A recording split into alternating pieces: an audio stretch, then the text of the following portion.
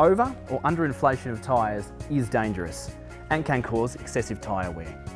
To check your tyre pressures or what's required in your car, this tyre placard will always have the answers for you. Also, what we'd recommend is to have one of these handy in your vehicle's glove box. What this will do, be able to help you check your tyre pressures to see if you need to inflate your tyres.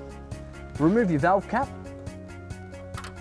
and then attach the gauge to the valve. You'll see the pressure reading come over at the bottom there, and that'll tell you whether you need to inflate or whether your tyres are at a good pressure already. This tyre is sitting at 22 psi, needs more inflation to get it back up to 36. A cool little trick is to have one of these in the boot of your car. This is an air compressor. You can easily adjust your tyre pressures to where they need to be.